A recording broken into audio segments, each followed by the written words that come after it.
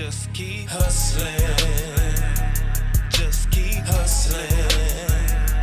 Just keep hustling till God calls you home. Just keep hustling. Just keep hustling. Just keep hustling till God calls you home. We gon' keep hustling till we all straight. We got families to feed, we all need full plates. Get off your ass and get some cash. Live your life, fuck a debate. And every time you get some extras, put it up and load the bank. I want a big old house, vehicle or boat. I'm seeking for change, where's the remote? I stood in storms without a coat. I stood in storms on 10 toes and still made 100. Don't lose focus, it's okay to live within your budget. Stand up and be a man and be nobody's flunky. I'ma move how I move, cause I don't really care how a fan judge me. R.I.P. my brother E, he died the day before his check came. So how I see it, he was getting money in his sleep. Man, I swear these niggas broke as fuck with no way to eat. Then jump right up in your passenger seat and start the leak. Let's get the nigga out your seat. Just keep hustling. Just keep hustling till God calls you home.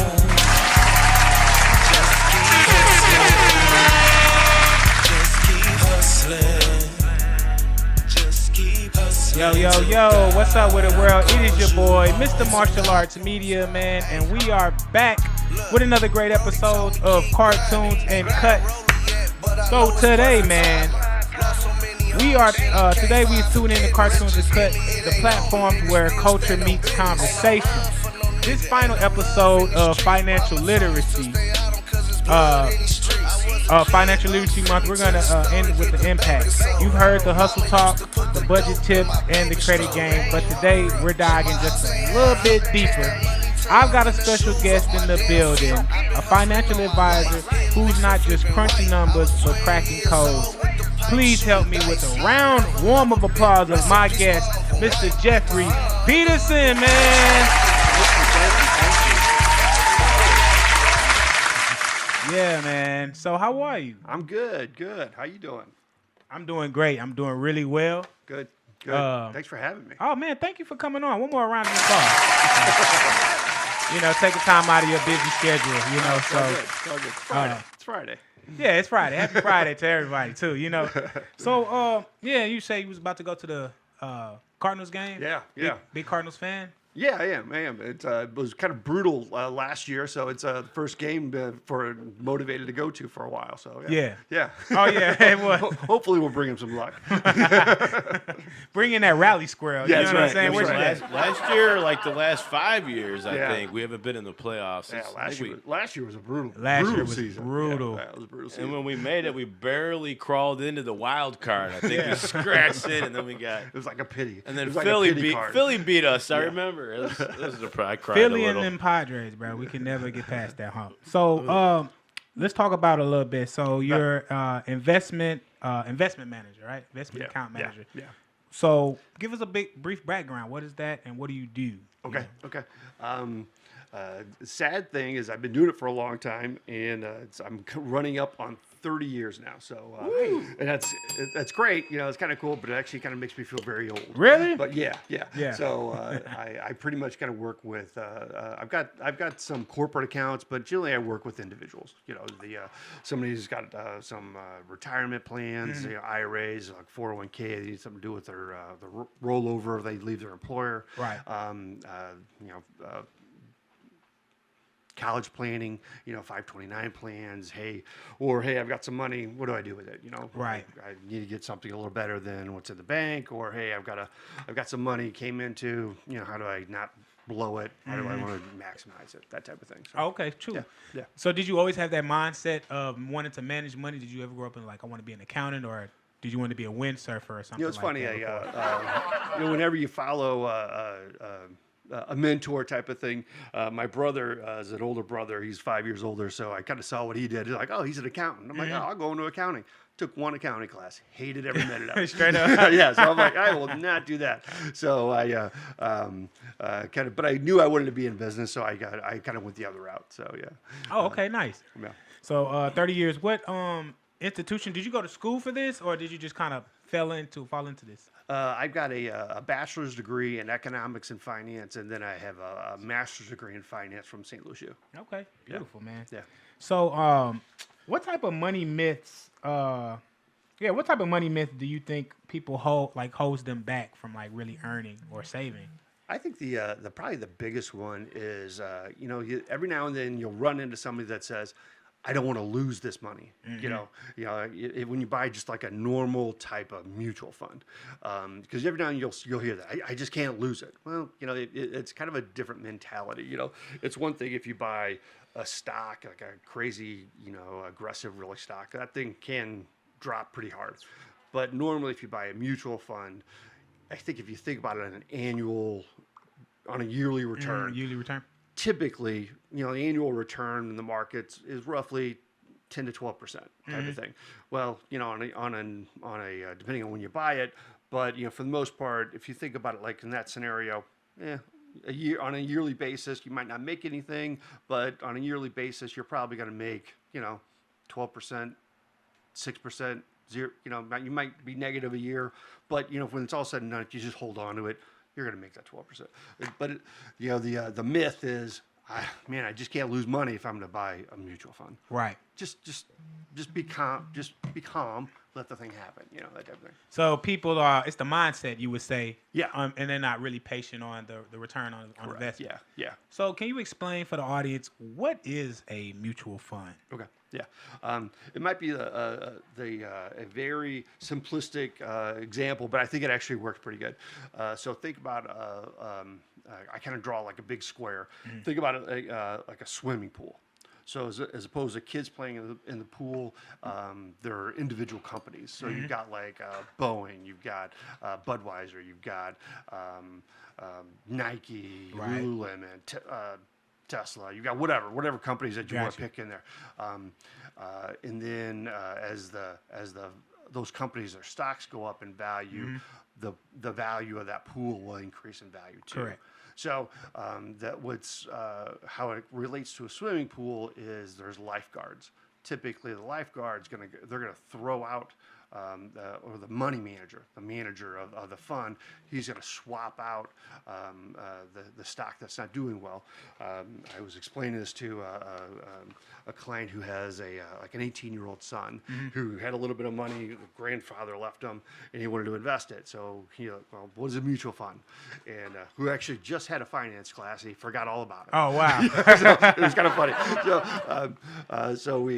I kind of reiterated it for him, and he goes, "Oh, that's right." So you remember Under Armour? He had an Under Armour shirt on. Like, Under Armour has been a horrible stock for probably the last 10 years. That portfolio manager will bump them out, and they'll buy a new stock. They'll buy, NVIDIA, which has been a fantastic growth stock. It's the chip maker for all the. They the one that. For that CHIPS Act, they did the best. One of the big ones. Yeah, fantastic. And so portfolio managers will move stocks in and out, and so that's kind of that lifeguard kind of mentality.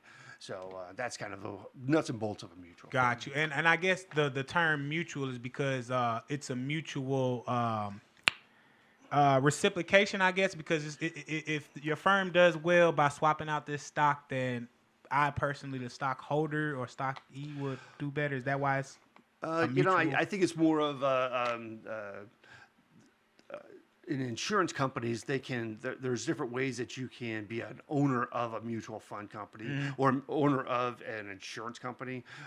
Sometimes they can manage as more of a corporation, but then sometimes they can also be managed like a partnership. Gotcha. And I think that's kind of the old way of using that term. And maybe that's just how they kind of swapped it over to funds. So I think that's probably how that kind of came okay. around. I got you. So was there a moment that changed the way that you saw money, like you said?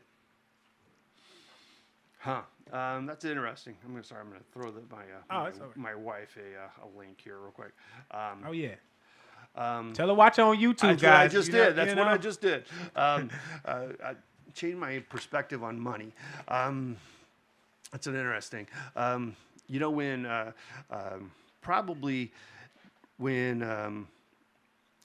during the 2000 and 2003, that time period, that's when the tech wreck happened.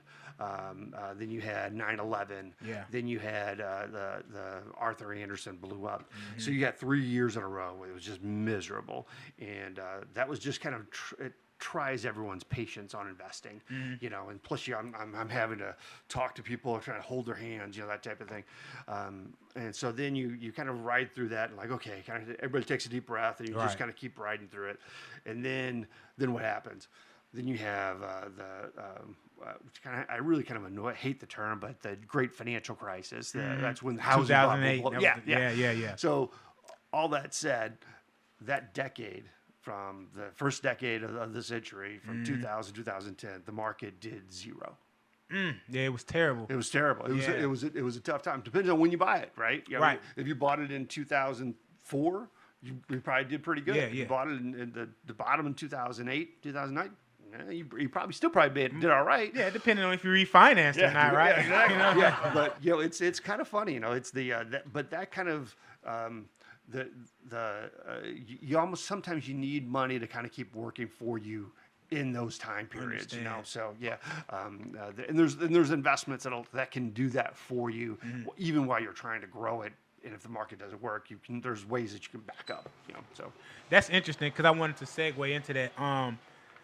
Making money like grow for you and work for you. So how can people do that? Like if I had anywhere from $10,000, what could I do to make that money work for me? What vehicle could I use? So without getting too specific, because regulators or my compliance internal people they'll yell at me. Yeah. But so yeah. So but like I said, mutual funds are always a good way of doing it. And I don't really want to hawk anything like I'm pushing anything one way or the other, but there's one particular investment, and there's it's called a variable annuity, but it has what's called a living benefit. So what that means is they're mutual funds issued by insurance companies, but so it's mutual funds. Okay, so it's just like what we described, but if the market doesn't do anything, there's a living benefit. Means it's like there's something attached to it when you go to retire that you could turn on a pension, and that pension you can grow at a 5 or 7% growth along the way. So bottom line of all that, when the market did, over that 10-year time period, the market did zero. If you had bought something like that, that living benefit grew at 7%. I had a client. I had inherited him actually.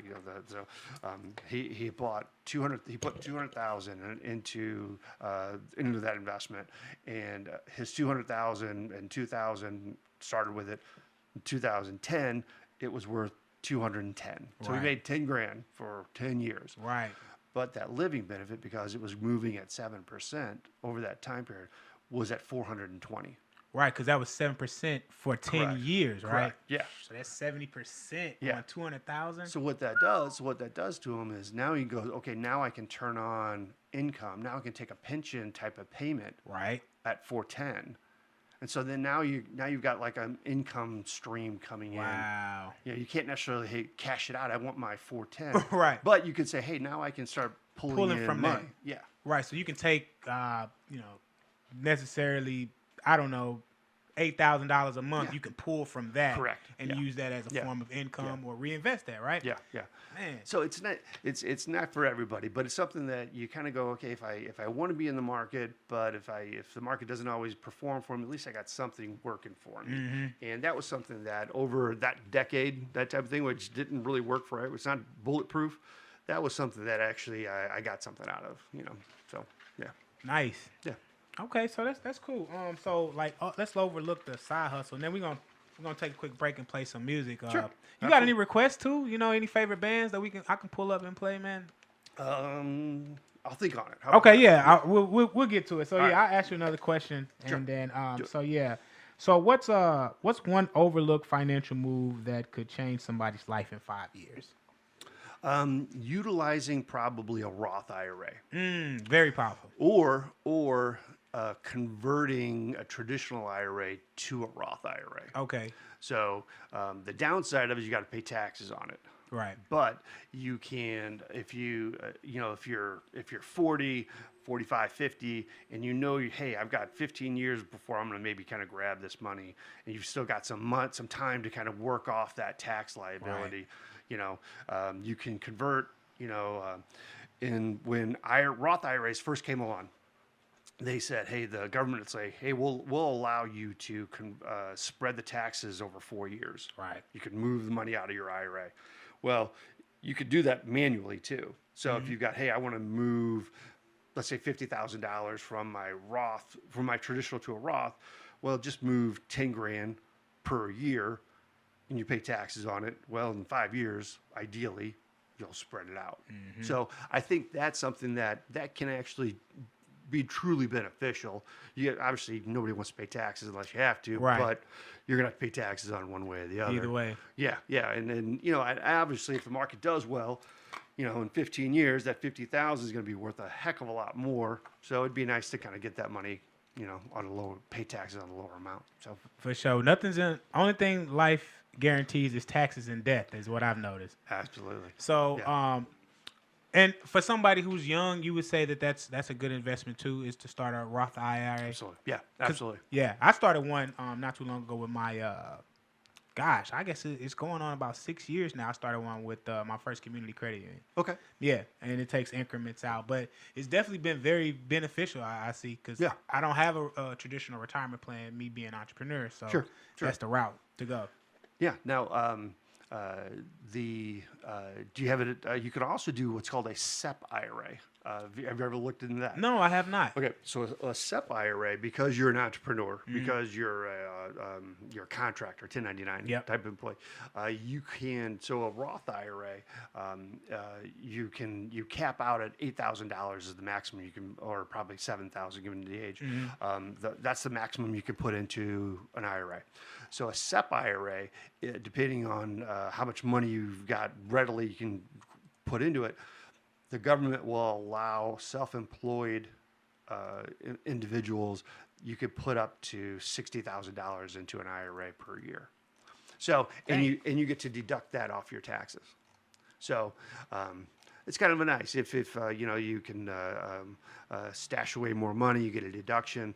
It's not a tax. It's not an after-tax scenario like a Roth. But at the same point, you get your socking money away, and you get to reduce your taxes. So. Okay, well, yeah, that sounds like a plan that everybody should get on. Is a retirement plan, getting a Roth IRA. Honestly, then absolutely. No, that's awesome. That's awesome. I'm gonna take a quick break, and we're going to leave you guys with one of these videos as soon as we get it pulled up. Technology is not my friend today. I don't know why it's not pulling up all of my playlists. What's going on, YouTube?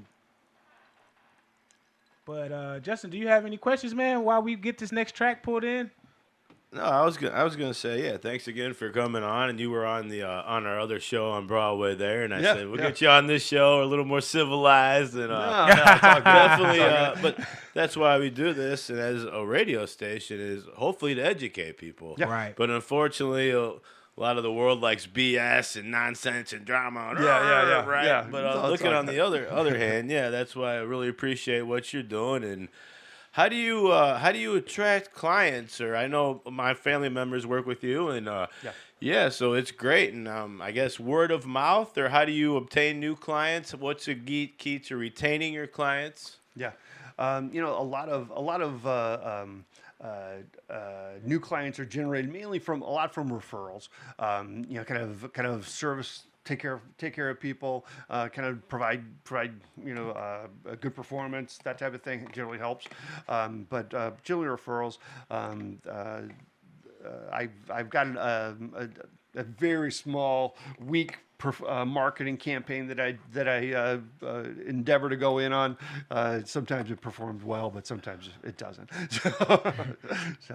Yeah, that's great. Yeah, but that's the key in any kind of it's more a service business which you're in. So that's kind of what we do here. Is you want your clients, customers, guests, whoever, just to leave with a positive attitude. Yeah. And it's a lot easier, I believe. Yeah, it's a lot easier to leave a complaint than a compliment, right? When you mess up, oh man, you're gonna hear about it. Right. Well, what's the adage? What's the adage? It takes a lifetime to build trust, and then it takes like 5 seconds to lose it. Lose your reputation. Absolutely, that's right. For sure. We're gonna take a quick break. We're gonna go to my girl Ray Bands all the way into 217. This is her song Executioner. So guys, execute and get a good budget together. Let's get it. Cartoons and cuts. There you go.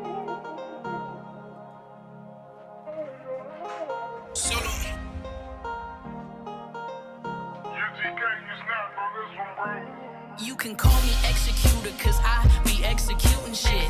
With all this work I'm putting in, you think I'm losing it. I get it and I get it done. No, I don't fool with it. When it comes to language of hard work, I am fluent in it. Trying to feed my family, so I kill these beats.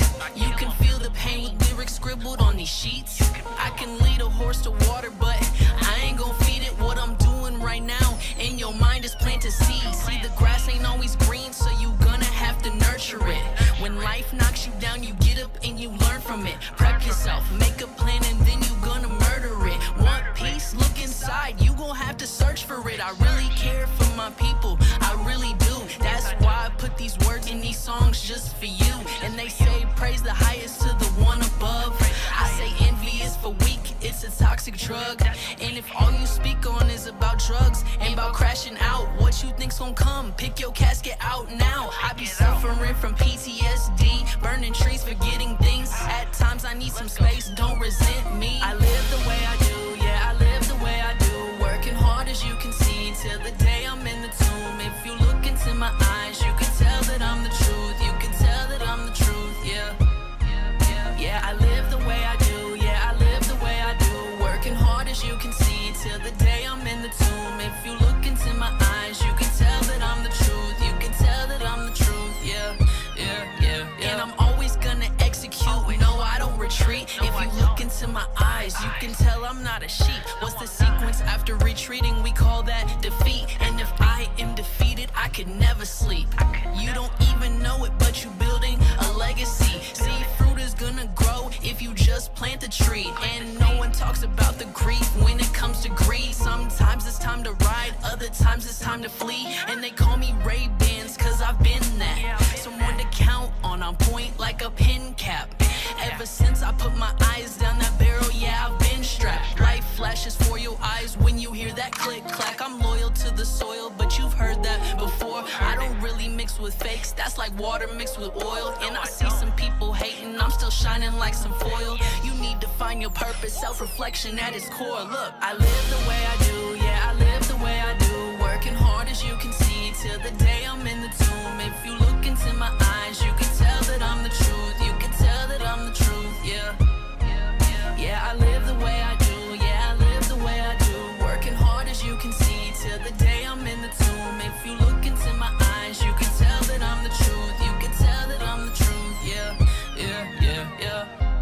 Keep doing your shit, right? You're gonna get there where you want to go, where you need to go. Your talent is going to be your main income one day, and it's going to bless more than just your family, you feel me? So I believe in you, and so does the whole city of Peoria, man. So you keep doing your shit, we rock with you heavy. I know you in motion all the time, so.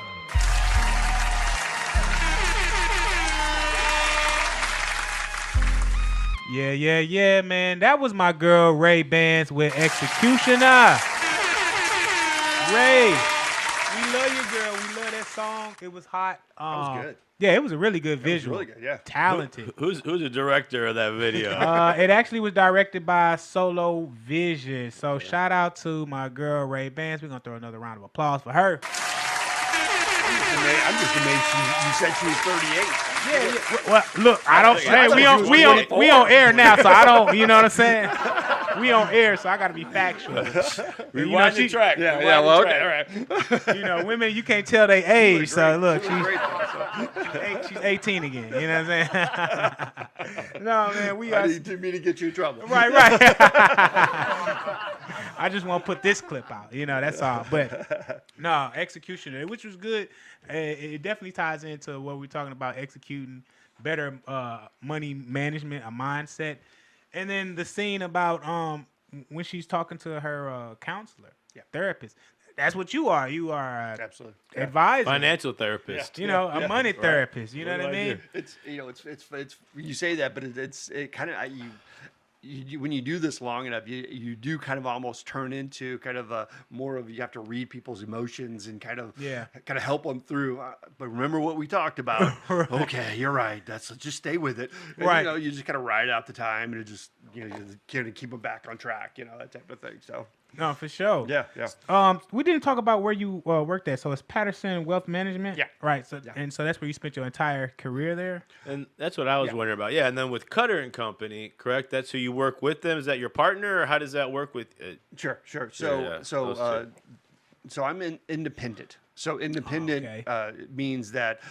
So previously I worked at a larger brokerage firm. So. Before going independent, I was with Stifel Nicholas. Okay. So Stifel Nicholas means that they pay the rent, they pay licenses and all that stuff, and because of that, they take a larger percentage of any revenue. So when you go independent, It's the umbrella. correct. Yes, Yeah, but when you go independent, you pay rent, you pay all your licenses, you pay Everything's for on- everything else. Yeah, but someone has to hold your license. Someone has to still supervise you. Cutter is that person, that firm that does that. Got you. But because I'm independent, I can market under myself, which is Patterson Wealth Management. But technically, if I wanted to say I'm an employee of Cutter, technically I am. They hold it all, but for the most part, they just kind of do back office stuff. Got you. That makes sense. Yeah. Okay. Yeah. No, that definitely makes sense. So is that on the business side? Could you scale that to be completely your own independent, where you hold your own? Because who holds Charles Schwab's, if you will? Well, Charles Schwab's big enough; they can. Gotcha. They're the umbrella, right? They're the umbrella. Yeah, they self hold it all. So Right. Self-regulate? Yeah, self-regulate Okay. to a degree. Yeah. But so the all of the investments that clients have. So the Cutter. Does all the supervision and all that for licenses and all that, but all the investments are held through a company called First Clearing, which is the own division of Wells Fargo. Gotcha. So they have all the SIPC insurance and FINRA and all that. Right. If anybody steals or walks away with money, clients are insured. So, Got you. that makes sense. That's the main thing. And yeah, with the regulations, I guess they're tightening up the regulations as far as the financial industry. I mean, you've heard some horror stories, of course, the bigger companies taking over and everything, and it's To a degree, Bernie Madoff didn't make anything any easier. Oh my God, Bernie Madoff. Yeah, yeah. But it's the there's always a lot of documentation, and there's always a lot of anti-money laundering, continuing education that everybody has to go through. And there's that type of scrutiny and Right. how do you oversight, I guess. Yeah. How do you protect yourself as a consumer from maybe a company that's not so well, I guess, or how do you determine a good company that's fit right for you? I think any company that's got that's been around for a long time, they tend to be pretty good. Right. Under FINRA, which is the regulatory that kind of looks over brokers. They're kind of like the body that looks over them all. There's also what's called a broker check. You can see ratings on there, I guess. Or The broker check. If you go to like my website, there's a broker check on the very bottom. Gotcha. You click on it and you should be able to pull up the individual advisor that you're looking at, and it'll say if there's any complaints, if there's any issues with that person or with the firm. And what's that gotcha. called Firm, again? with What's the firm. Broker that? check, right? Broker check. Broker check. Yeah. So yeah, if people so- definitely check. Do Yeah. your research, right? You Yeah, just want to. It's a really important choice. Yeah. And I think that's why you rely on that too. And you have a perform a great service, then you rely on your clients to. Hey, if you need some wealth management, you can contact this gentleman. Right. Yeah. I mean, I would recommend you to anyone who would ask. Yeah. So. It's sad. it's funny how you in the past I've known people who are, you look at like, oh, they're good guys, they're good people, and then all of a sudden you hear like, oh, they borrowed money from a client. Yeah, That's Womp womp womp. exactly. That flies in the Right. face of everything, and the next thing you know, they get disbarred. Yeah. So it's you kind of have to use a little bit of sixth sense, that type of thing. You kind of get your feel of them. You take everything with a grain of salt, Definitely. But if you can check the person, FINRA broker check out by the FINRA system, that'll give you at least something, and then just kind of Okay. if it makes sense. Now this was a little off brand, but what about like foreign investments? Do you handle that? Like if people want Yeah, what does your license cover? Is it is it just national, national or is it worldwide? No, strictly U.S. Gotcha. markets. Strictly U.S. markets. Gotcha. Yeah. I know you can buy international mutual funds, Right. Because those investments are going to be traded in the U.S.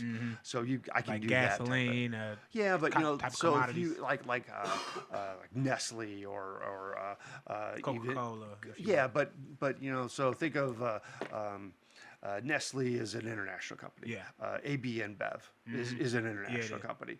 So some of those Roche, those are international, but they're also traded here. Right. So you can buy those. I can buy those, or an international mutual fund.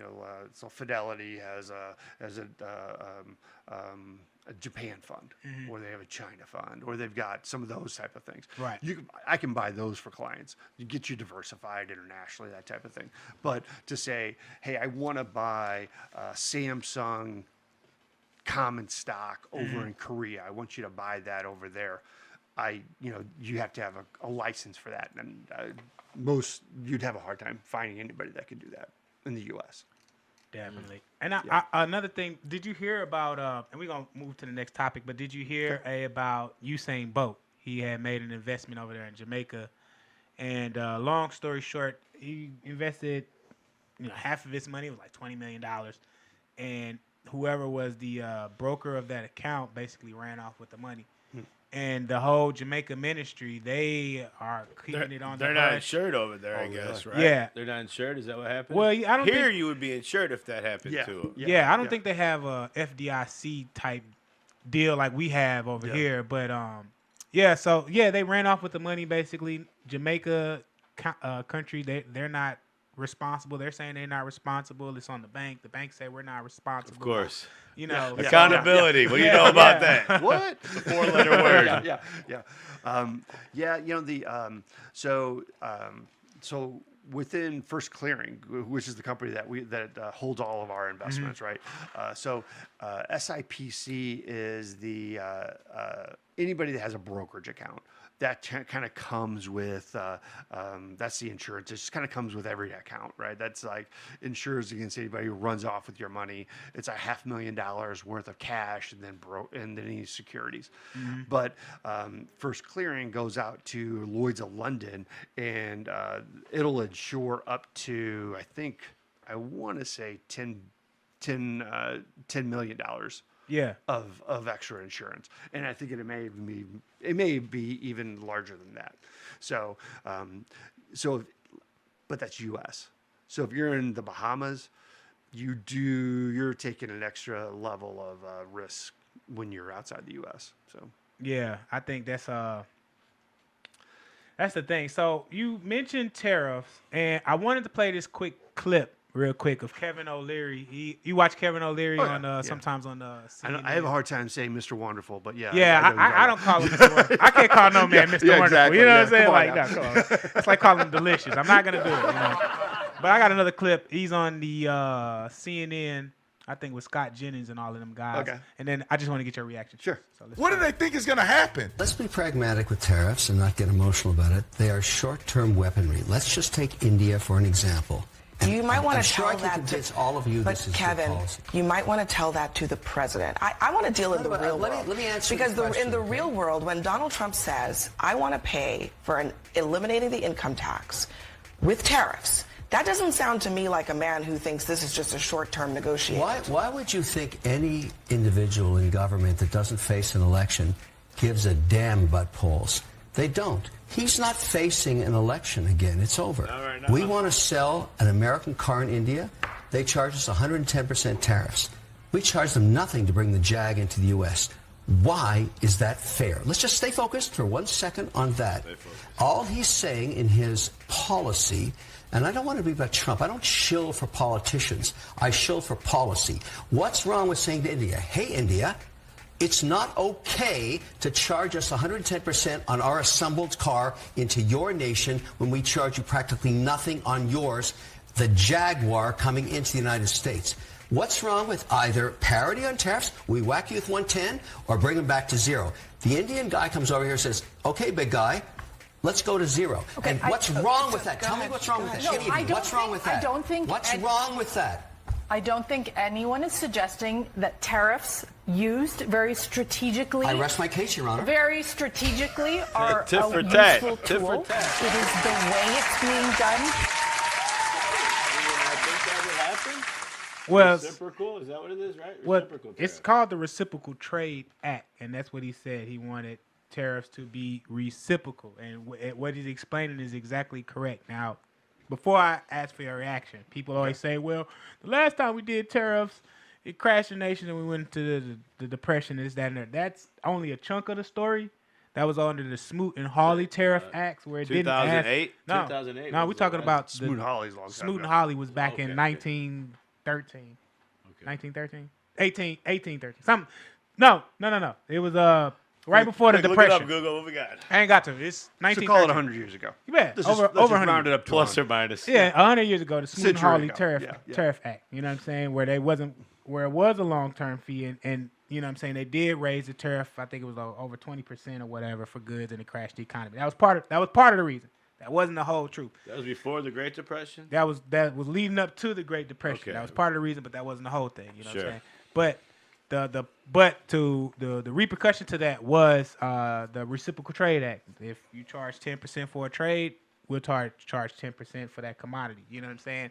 Sounds fair, I guess. That's but so 40 years ago, they sold the American auto industry and manufacturing industry was sold to China for cheaper labor and stuff like that. And everything shipped. American steel went down. That's where you saw all of the good jobs go down. That's where you see the housing market crash because nobody could buy houses. And the healthcare industry crashed because nobody had benefits to sustain their healthcare. And Is there a question? I'm sorry. I'm talking to Justin now. What's your reaction? I'm sorry. We could go on that. How do you feel about tariffs, and why aren't people truly understanding how this could be a good thing? I think, pros and cons. Sure, it could be a good thing. I think the scenario that I think hasn't been fleshed out very well is I think Trump is using one. I think there's 10% just across the board, right? And that's new. That's new to the scenario, right? Anything beyond that are reciprocal, I think that's just kind of getting everybody to the table. Mm-hmm. Obviously, they went into effect all of like 3 hours, right? You know, then it was like, okay, now we're going to pause it. So it kind of freaked everybody out, and that's one reason why the market suddenly took a deep breath. And we rallied all back. Right. You know, suddenly now the market's going to be down maybe 3% year to date after today because the market's up today. And so we're going to be about 3%. So I think when it's all said and done, the 10% is going to be new. And I was listening to a guy, a big research guy, Warren Pye, from 314 Research. Okay. And that's funny, Warren Pye. Yeah, that's I know. Funny. You know what I'm saying? You know what he did? I like fun. Pye. No, he's from Florida. Oh, well, 314 St. Louis. Yeah. But Pye, you know the right. He said. Back in 2018, when Trump put on the tariff on China, the Federal Reserve did a research report, and they color code things like the beige book, or they did a teal book survey, and they do scenarios of kind of how is this going to do, and they concluded that tariffs, when it goes on, the market adjusts. It flexes. It's like, oh, what is this going to? And then it moves forward. Right. So, if obviously the 10% is going to be here for a little bit, it might just be on. So the market's going to flex. Everything's going to shake it all out, and then it's going to move forward. Right. So I think that's kind of obviously you're going to pay a little bit more, which no one likes, and then I think it moves forward.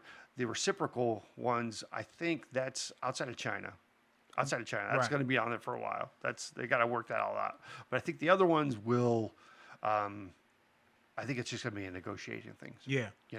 Not to bore you with this, and I'm. No, I know. you're not boring me. I know. I'm here to talk. So Probably the audience. You know what I'm saying? We're sorry, guys. But yeah. Can we do some jumping jacks? Yeah. Well, New York Times did an article just the other day.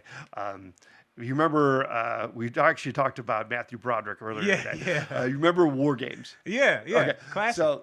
So New York Times did a War Games of tariffs. So they put out this board game, and they put red little pieces on the world that they laid out, and every red piece was a negative about the tariffs. Right. And they had in a conference rooms all the different world trade people that they would talk to, and the U.S. was forced to run to each conference room and try to work out a deal. And they said by midday it was looking kind of ugly, but by the end of the day, all the red pieces were taken off. Yeah. Because the U.S. was able to make unilateral or bilateral deals by each individual. Right. They said that the U.S. delegation was running to each conference room, and that was New York Times is not very complimentary to No, they're not. Yeah, so I think it kind of pained them to say that, and so they say, well, we'll see if they can actually pull it off. Right. Which I think is kind of funny. We don't want to give them too much credit, but so that's kind of funny. Yeah. But so I that's why I don't get too worked up about the individual reciprocal, because I think they'll work it out. Right. And it's being used as a tool to get everybody to the table. Exactly. Because if you give somebody a 5% tariff, they'll go, or we'll work it out with currency. 10%, well, we can work 40. Well, now we got to talk. Now we got to talk to my board of directors. Right? Yeah. So I think that's what gets them to the table. Exactly. The 10% across the board. Well, that's kind of that flexing thing. The market will flex, and then we'll keep going for it. So I think it's never pleasant. Nobody likes to pay more, but I think you just got to move forward. Yeah, so, I agree. I think that's wonderfully executed, like eloquently said how you put it like that, and I think ultimately is to encourage manufacturing jobs to come back here. Right, but but that's what I was thinking. It's to encourage jobs, human jobs. But now we have the AI and the robots and everything, so we're losing human manufacturing jobs, which were sent overseas for cheaper labor. Correct? Well. So I mean, if you listen to some of the Howard Ludwig, one of the trade guys, he'll say, well, you might have robots doing the job, but you're still going to have people working the machines, programming the robots, them, computer scientists, supervising them. Yeah, so it's suddenly the middle class that we're doing it now. They're doing a different role. Exactly. Or they need to. Which sounds good, right? But we don't know what are they doing. Yeah, I mean, we need more skilled jobs. More. I mean, I guess more trade. The way I see it, like we can speculate all day, but the way I see it is that anytime that a job comes and introduces a new role and new technology, there's always going to be some new training. I mean, they train McDonald's people for the McCafe. Same with our comptroller. And they gave them $1 raise. You know what I'm saying? Well, it's like when President Biden shut down the oil pipeline. Said, "Oh, we'll get them. Yeah, we'll get them to do environmental jobs." Yeah. Well, those didn't happen. That definitely didn't happen. So thanks. It sounds really good. Exactly. It sounds really just retrain them. okay, Right. sure. As long as they have the necessary guardrails Yeah. in place for that, Yeah. I don't know. I think we've been getting ripped off a long time. I would like to see better jobs come back to America. Sometimes and for us all to you really can do afford is just the wages, because right now the largest employers is like Walmart. It's labor education, jobs. I mean, and they don't offer a lot of benefits to us. That's why we want Medicare and Medicaid for real. So. And the older, and the older ones are training the younger ones as far as labor jobs to take their spot. It's interesting,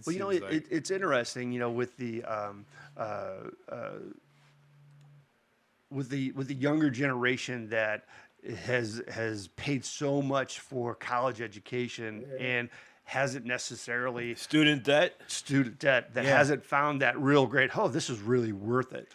You might see more of the labor side of it. I forget the term, the term that we're looking for, but trade schools. Yeah, you might see more younger people go to the trade school. That suddenly, hey, they're finding some success there. That's what the government really wants. I like that. I think. We need some more people, plumbers. if you don't know what you want to do, right? Okay, you want to do a general study. Be like, my dad's a plumber. My grandpa's a plumber. Yeah. And gosh darn it, I'm going to be a plumber. And then you go to plumber school and be the best damn plumber you could ever be. Yeah. Well, I don't need to know college algebra. Yeah. Right. I'm in the radio media field, but I wasn't able to graduate college. Yeah. Because I couldn't pass college algebra. Tell you what, I had a buddy that I don't need that in my field. I got a buddy who just retired from the Army, and he was, literally like a good 45 type of year old. And he's like, I'm going to be an electrician now. I'm like, good for you, man. Right. Get you it, know what I'm saying? Do Get it a again. trade. Yeah. We need them. You're going to make shortage. you're going to make good money. For real. Absolutely. Yeah, I wish we need to encourage more people going into. Oh yeah. Because that's our infrastructure. Yeah. And that's what really keeps us sustained as a nation. And not everybody's cut out for college. Nah, not for real. You kind of lie to some of the younger generation. Oh, you got to get a college. You got to do it. You really don't. There's other ways to make money. There's so many ways to make. There's so many ways to make a living in this world. I think the only necessary way, if you're getting a really good skill like financial advising, becoming a lawyer, becoming a doctor, those skills necessary to go back to school. You got to have licenses. But I don't even think to be a business owner or a lot of this other stuff. I even think sometimes like to be a therapist, because a lot of people that go to school to become a therapist or a social worker end up in so much debt, and they're not even working in their field. That's the struggle I see that we feel. Any more thoughts? As far as education too, I guess what would be your advice to our education system? I mean, teaching financial literacy, right? Do you? That's a good question. Yeah. Do you buy a new pair of shoes, or do you put $100 in a savings account? How do we? When is a good age, I guess, for our youth to really learn how to start saving and appreciate money for what it is? Future, I guess, current needs versus future goals too. I think you live within your means and don't. I think the biggest rule of thumb is don't get into credit card debt. I mean, I'm talking about before that though. Before they're 18, like young kids, Before I guess they're maybe 18. for allowance or right? Does a kid need to earn their allowance and appreciate the value of money? Absolutely. But I mean, it's the earlier the better as far as socking money away. You know, but and I say that, and I know the second that a kid turns 18. There's always something they're going to want to spend it on. And that's when they get the credit card offers too. When I was 18 right? Yeah. And then the kids, oh wow, so I got to pay that back. So a lot of it's incumbent on the parents. It's to instill, hey, stay focused. That type of thing. Okay, I know you want it. Maybe peel back some money, keep that money aside. Kind of be patient. it doesn't always have to be right this second. Wants versus needs. Yeah, absolutely. Definitely. Yeah, live within your means. Yeah, I think that's hard. That's Buy a new pair of shoes or pay your electric bill. Yeah. What's more important? What's more important? I got these new shoes, but I can't see them. Right. Ouch. We're gonna take another quick break, and that's kind of funny. Like, which is more? Do you save money or do you buy some alcohol like Reposado? So this next episode, You see Bill Gates? He wears like what, khakis and a t-shirt, right? I mean, this next track is goes out to my boy K Dub, the Phenom. This is Reposado. There we go. Shout out to the 217. Springfield ill. Bill Gates is saving for his Epstein issue. So. He has some skeletons in the closet, does he? He got a couple skeletons. Yeah. You saw his wife was talking about it like, I'm not with that, man. I don't know him. That's the reason why the divorce happened. Yeah. Man, it's tough being a billionaire these days, right? I thought I had enough money. I could do whatever I wanted. What about your buddy Kanye? Hey, Bill. Yes. Hey, I got this get together I'm finna have at the studio. I need a whole case of the red, bro. The whole Reposado case. I got you, brother. All right. Yep. Bet. Yeah, run that. Yeah, I'll need some cups too. Yep. All right. Like that, good for you? Oh yeah, that's perfect. Yeah. That's it. That should be enough. Yeah. All right, bet. All right, that's cool right there. Yeah, run that. Yep.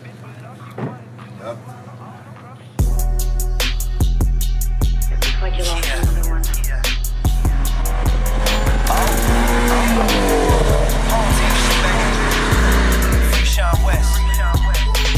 You know I'ma get it in. Home team, yeah, we set the trend. Women, I be swimming in. Told that bitch to bring a friend. No, we finna live it up. Reposado in my cup. Bitch, I'm from Decatur. Fuck a hater, we gon' get it up. I be bout my paper, chase the money, that's by any means. Stack it up and get it. All them break bread with the team. No, we finna live it up. Reposado in my cup. Bitch, I'm from Decatur. Fuck a hater, we gon' get it up. Swear I'm never losing. Bitches choosing, I'm the chosen one. D.U.B. the phenom, you a peon, I'm the coldest one. Free my nigga West when he touched down, I swear you niggas done. Home team finna get him, once I kill him like the golden gun. Bow! Yeah, you know how I get down. This should sink or swim. If you can't keep up, then you get drowned. 217 rep and step the wrong way, you won't get found. Producer and a rapper, I'm the GOAT, I wear a big crown. Bitch, I'm from the Illy, run my city like a Billy. In traffic bumping Jado, hit up sharks to get a Philly. Pop my shit cause I deserve it. If you hating, then you silly. $1 million worth of game, I teach you niggas just like Gilly. One day I'ma pull up, shine and drop the top down for these hoes. Scoop the seat up, let your hair down in the wind. I watch it blow. Niggas get all in they feelings cause they see they bitches chose. Catch them glancing, diamonds dancing cause my neck and wrist and froze. Yeah, you know I'ma get it in. Home team, yeah, we set the trend. Women, I be swimming in. Told that bitch to bring up. Hold up. No, we finna live it up. Reposado in my cup. Bitch, I'm from Decatur. Fuck a hater, we gon' get it up. I be bout my paper, chase the money, that's by any means. Stack it up and get it. All them break bread with the team. No, we finna live it up. Reposado in my cup. Bitch, I'm from Decatur. Fuck a hater, we gon' get it up. Yeah. You know what it is. Home team shit, baby. Free Mr. West till it's backwards. Let's go.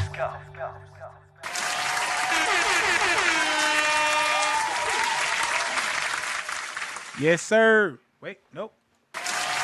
Yes, sir, man. That was home team. Paid up the Phenom, man, with Reposado. You know, don't be spending all of your money on some Reposado this weekend, okay? Or at least buy some stocks in Reposado, right? There you go. That's right. That's what we're talking about, right? Come on, man. So we back, and we are still talking about money talk and the untruth and the untold truth behind it. A good segment that I really want to touch on as we're about to close is really about love, friends, family, and boundaries with money talk. Because a lot of divorces in America do end because people ain't got them funds in. You know what I'm saying? So my question is, for a young couple, what type of questions should they ask in regarding to their finances? Like, if you're about to settle down and you're courting your lady, like, yeah, when is a good time? Is that a good conversation to have? You know, and I was thinking between the wedding itself and then the honeymoon, bam, that's a huge chunk of debt just off the bat, right? Yeah. From day one. But I'm saying way before you even get there. Yeah. We got baby. Look, my bills is mess. You know, I got a 590. She got an 800. Like, you know what I'm saying? Like, yeah. How should that conversation go? Okay, so this isn't remotely in the whole financial planning stock side of it. This is just me talking about, you know, hey, how would I do it? You know, so my wife and I, everything's shared. So, you know, it's the one checking account, you know, and it's everybody sees what everybody else. Right. You know, there's not, oh, you got your account, I got my account. We'll just share, and you pay up whatever, you know, this portion, and I'll pay this portion. It's none of that. There's a gal in my office. Her, and maybe I shouldn't be that specific. But I know someone. Right. It's in the office now. Her one of her kids got married, and they split it. They were like, well, you know, you keep your account, I'll keep my account, and then we'll put some money in to do for the mortgage. And yeah, that's a trend now. Yeah, it didn't work out very well. What are you hiding? Yeah, right. That's kind of where it was. So it turns out that the husband racked up like $80,000 worth of credit card debt. Ooh. She didn't know anything about. But if you don't share it, you don't know it. Yeah. Well, but she's still responsible, though, correct, overall, because they are married? That's right, yeah. And you know, it's one of those where, you know, if you're getting into, especially in a marriage scenario, you know, you should be open enough and honest enough to, at least in my opinion, that you should be able to share. You know, I mean, you're sharing everything else, right? You know, I mean, why aren't we not comfortable enough to have makes sense. Exactly. You know, if we're not, then why aren't we? And if we're not at that point to be able to have that open and honest conversation, there's something that's wrong. We shouldn't even get married then. Correct. Yeah. That's kind of my maybe that's a little old school, but you know that's where it makes sense. The new school's not working though, so it seems like correct. You know, so because and so when you get married, a lot of people say, well, I file joint before, like the first year. They say, oh, well, when we file our taxes, let's file separate, not joint, right? Separately or joint, Okay. yeah. You know what I'm saying? Because they're like, oh, most people say, well, because if we file joint, then I'm gonna receive less money than filing separate, so let's file You separate. combine household income, I think, because it's a certain tax bracket. Now, is that necessarily a good strategy, or no? I've never heard it to be that great of a strategy. One way or the other. I think you try to make it so complicated. And you got to do twice the paperwork too, I guess, right? If you're filing for two people. I think when it's all said and done, I've never seen it to be that beneficial. That makes it, it's like I've saved $10,000 worth of income to make it worth, or taxes to make it worth it. You know, the difference might be all of like $100. Yeah. You know, it's when I mean, depending on the level of money, I can never. I probably would say just make it easy on everybody. Just file separate. Yeah.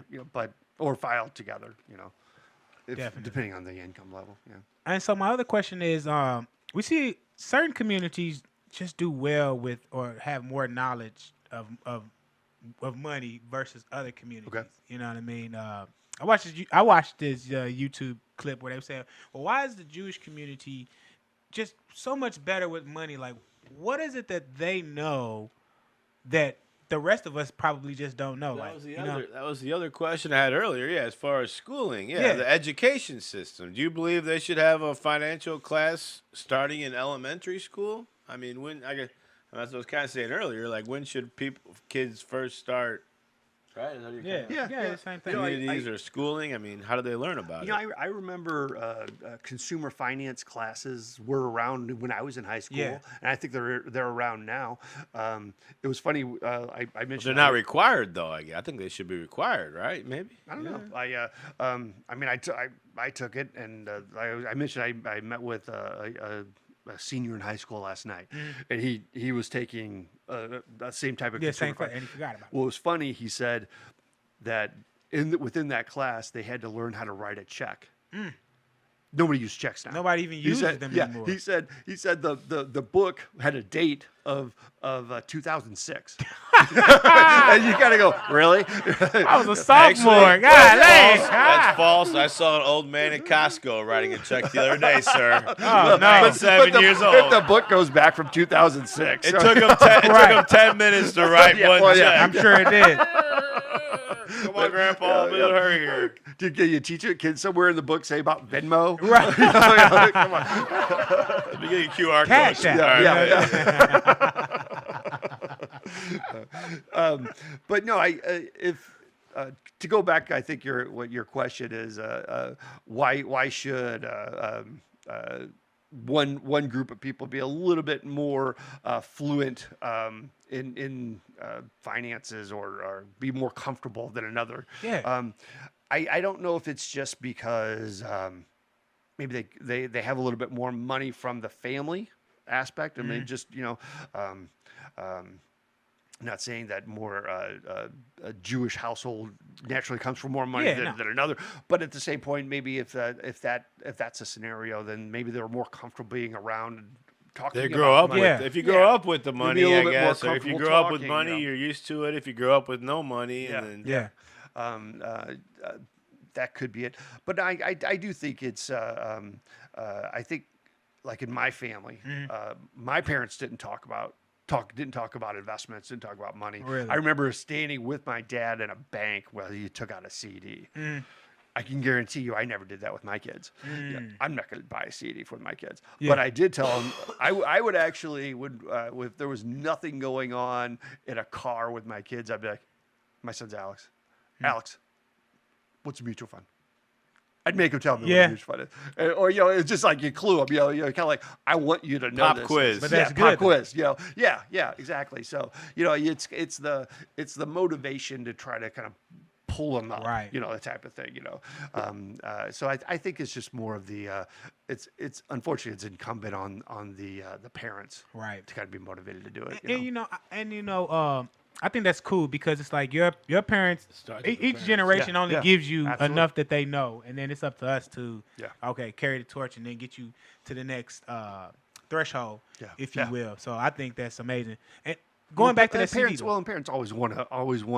You always want to do better than your parents did, right? That's kind of always you always want that. So I always tell you, it starts with I teach the kids, don't waste food, I guess, number one, right? I mean, just take a little bit. If you want more, you can always have. That's where it starts. Food costs money. Sure. If you're wasting food, you're basically throwing money away. Right. Yeah. Maybe if that's what it starts, teach them little values of things. Yeah. So, and you said, going back to that CD, you would not advise getting a CD or well, for myself, for your son, would you? CDs aren't a bad thing, but it's for myself. So I'm 50, or early 50s. So I've still got another 15, 20 years before I'm going to be looking at, hey, I'm going to be pulling on money. Right.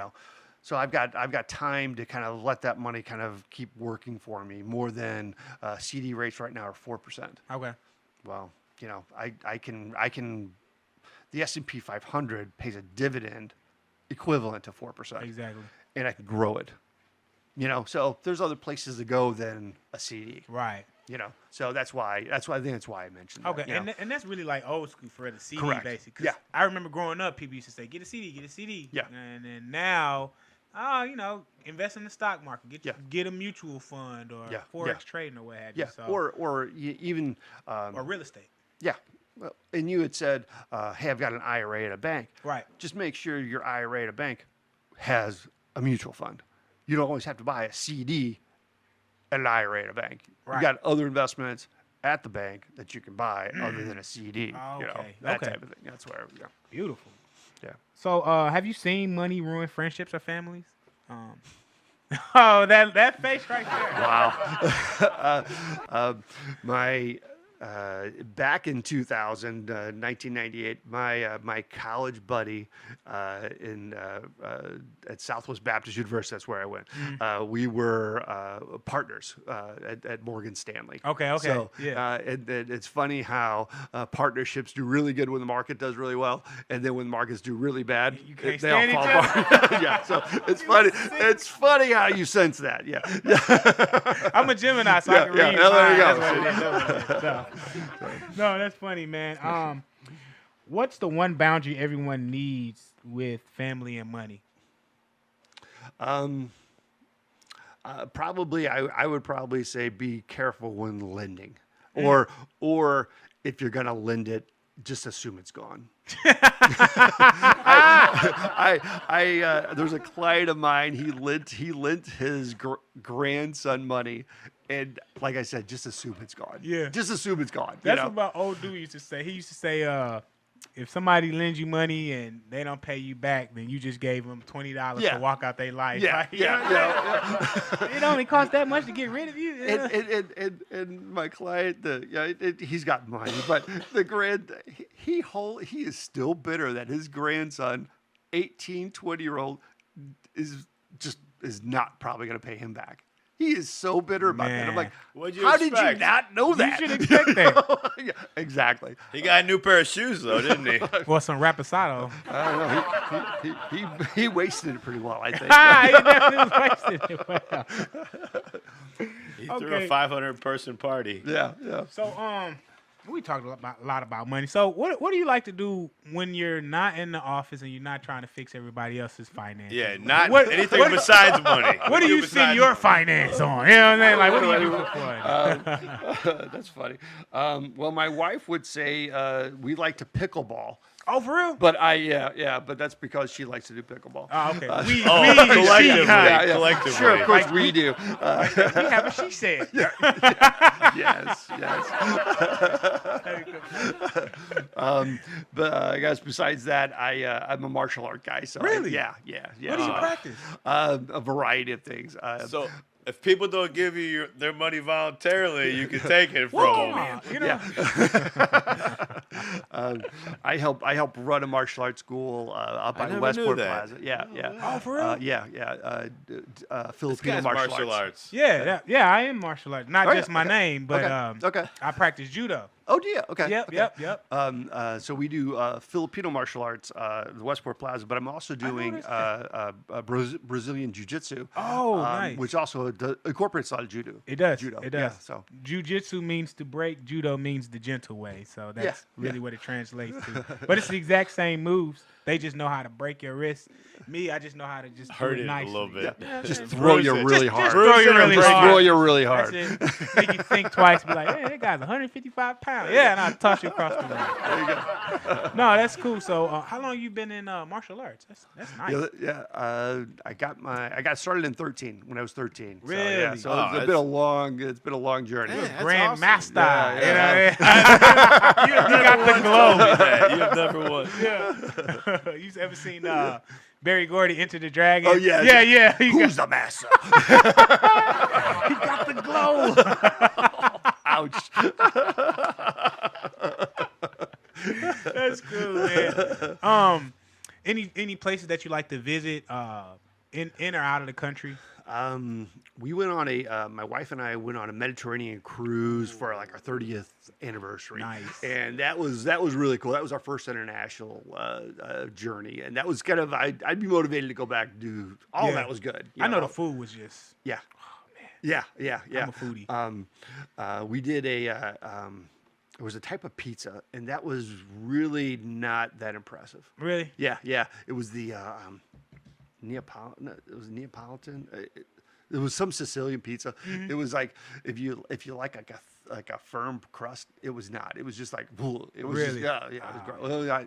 But the pasta was outstanding. Oh. Everything was good about it. Beyond that, fresh pasta from it's. Oh yeah. My God. Oh, so good. Yeah. Beautiful. So. That's awesome. Yeah, but it was what was funny about it, and I won't bore you with this, but it was right when COVID hit.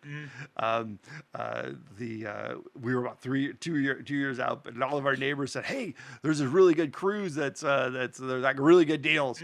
And so somebody was turning 60, someone was turning this, so we were going to have 30th anniversary. So a bunch of neighbors all signed up for it.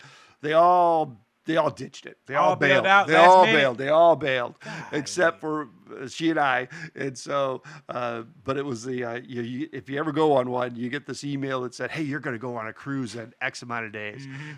I got this, and it said, "You're going to go on a cruise in 1,000 days." 1,000 days. How anticlimactic is 1,000 days? Like, well. Great. You know what I'm saying? Like, all right. Yeah, great. 1,000. Well, I hope I'm alive. Right. Does it have the ticker on it where it counts down? 999 days counting. He's just like, all right. That's like you're in jail, scratching in the wall. 2.5 years and waiting. Okay. No, that's fun. I've been on a cruise one time. Went to Cozumel, Honduras, and the Cayman Islands. Beautiful time. I'll tell you guys this funny story, though. We went scuba diving, right? Okay. Yeah. It's a combination between scuba and snorkeling. I've been there, yeah. It was so fun. But the guy told us make sure that you take off your earrings before you get in there because there's barracudas in there attracted to the light. Huh. I was like, oh, okay. So me and my brother took off our earrings. We go out there and we swim and had a great time. And our oxygen tank runs out of air. So we swimming back to the boat. Now, we're about like 50 kilometers away from the boat. Okay. And the boat was like another 30 kilometers from shore. So we was out there, right? Yeah. We was like 10 more kilometers, we would have been in the deep blue. We was just in the blue. And so the guy... That's impressively deep. I've gone one time, and it didn't seem like it was remotely that deep. I didn't know. We all knew how to swim, so we was just enjoying it, man. Yeah. Next thing you know, we looking at underwater caverns and caves, and our ears blown out. So he was like, come on back. So we swimming back.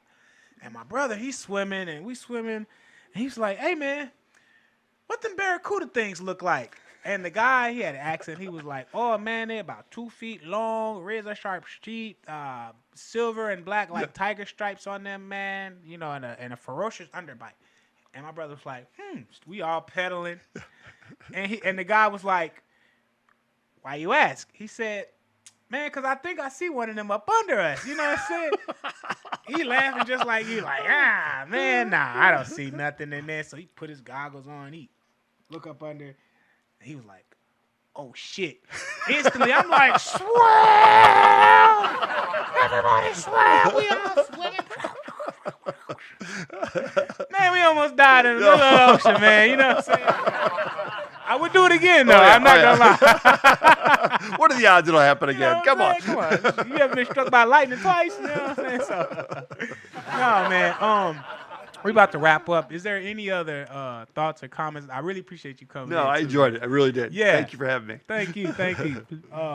So if anybody have any questions, where could they go? If they can reach out to you, if they want to sign you up for an advisor. I've got the longest tagline ever, but it's www.pattersonwealthmanagement.com. Okay. You could also, I've got a call my direct line, 636-779-0664 is my direct line. So awesome, man. Happy to help. We really appreciate you. Justin, got any thoughts? Yeah, comments? I appreciate you. I'm glad I got to jump in here and there. I'm doing 10,000 things right now. But, yeah, definitely always welcome back. Glad to have you back. And hooked you up with this guy. I knew he's got some paperwork, so he comes prepared. There you go. So, I appreciate definitely, it. Yeah, appreciate what you're doing. I definitely recommend you. To dealing with teenage daughters. Oh, there you go. You know how that is. Well, I brought a couple gifts for you, so I appreciate it. Nice. Do you want to see it before you let me go? Yeah, sure. We can put it on camera. Is it a mutual fund? No, I'm just it's a flask for Kool-Aid. It's a flask. Ooh-wee. Goodies. You can show them. It's a. Which way the camera's on? It's a ruggedized flask. On this one? Yeah. Yeah, let's check this Patterson out. Wealth Management flask. It's not bulletproof. No, though. no. not- But it is ruggedized, which I thought was kind of cool. So, I've never had a flask. This is my first flask. Really? So yeah. And, Well, and- yeah. and it's not like a groomsman prize, you know. It's kind of you always see like people get married. They always, well, thanks for being in the wedding party. I'm like, I guess they'd be like, marriage depressing. Take a drink. You know what I'm saying? I'm just playing. No, that. Thank you. Really, I really appreciate that. This is a very nice gift. I appreciate that. So I guess we're done for real. This has been a great episode of Cartoons and Cuts. Jeff, I really appreciate you coming in and schooling us on some money management skills. Yeah. This is part 1 of a double feature because I'm going out of town to Texas next week for my baby cousin's graduation, Texas A&M. Tomorrow I'll have DJ K-Me coming in on the scene, and we'll be talking about how to get your record spin in the club. This has been another great episode of Cartoon and Cuts. Yeah. On our way out the door, I'm going to leave you with one last final record, and this one we're going to go Leonard to... Skinner. Leonard Skinner. We're going to go to... No, we gotta go out on a party vibe. And this party vibe will go to my boy Rock Racks. This actually is appropriate. 100 Bands by Rock Racks, because that's what we're trying to get. Let's get it. This is another episode of Cartoons and Cuts.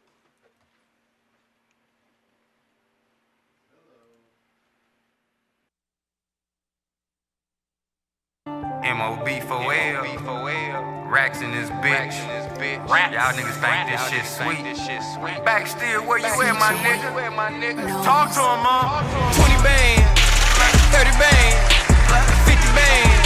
That's that 100 band dance. 20 bands, 30 bands, 50 bands. That's that 100 band dance. 20 bands, 30 bands, 50 bands. That's that 100 band dance. 20 bands. 30 bands, 50 bands, that's that 100 band dance. These niggas ran out, my pack, you gassed out. Puff, you passed out, fuck all these handouts. My chick, she choosy, Gucci and Louis, Bonnie and Clyde shit. Fire up this doobie. Hold up, wait a minute, I'ma put this swag up in it. How to stack 100 bands, I'm an acrobatic with it. Hold up, wait a minute, I'ma put this swag up in it. How to stack 100 bands, I'm an acrobatic with it. 20 bands. 30 bands, 50 bands, that's that 100 band dance. 20 bands, 30 bands, 50 bands, that's that 100 band dance. 20 bands, 30 bands, 50 bands, that's that 100 band dance. 20 bands, 30 bands, 50 bands, that's that 100 band dance. Muster, you catch up, we keep the best stuff. Get on my line, I transfer Alexa. My team, we stand out. Touchdown, the fans shout. Madtown and Cashville. Convoy, I playing routes. 21 like Blackjack. Skirt on the right track. Run like a Hellcat.